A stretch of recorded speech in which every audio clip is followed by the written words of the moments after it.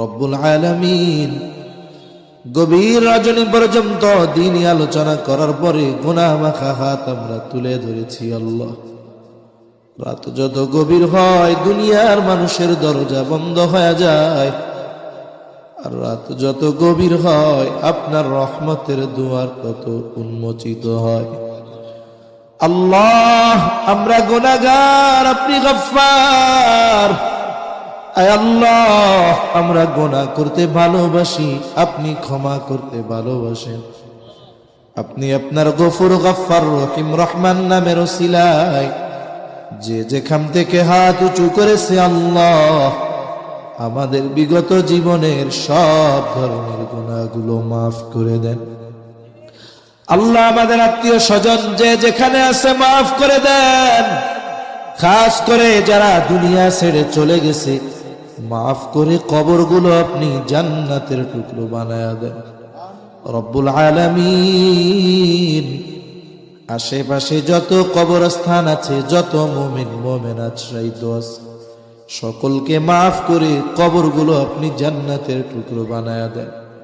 আয় আল্লাহ, খাস করে অত্র প্রতিষ্ঠানের জন্য জমিদাতা এই মসজিদের পাশে শহীদ আছে আল্লাহ রব্বুল আলামিন, তাদের মাফ করেন, জান্নাতে উচ্চ মাকাম আপনি তাদের দান করেন রব্বুল আলামিন। যারা অসুস্থ সুস্থতা দান করেন আল্লাহ রব্বুল আলামিন। আমাদের ইসমাইল ভাইয়ের সন্তান অসুস্থ, সুস্থতা দান করেন। আরো অনেকে দোয়া চেয়েছে, আয় আল্লাহ, যে যে উদ্দেশ্যে দোয়া চেয়েছে সকলের মনের নেক চাওয়া, নেক আশা আপনি কবুল আর মঞ্জুর করে নেন রব্বুল আলামিন। ওলামা হযরত যত কিছু আলোচনা করেছেন, যে যতটুকু শুনেছে প্রয়োজনীয় কথা স্মরণ রেখে আমলের কথাগুলো আমলে পরিণত করার তৌফিক আপনি দিয়ে দেন রব্বুল আলামিন।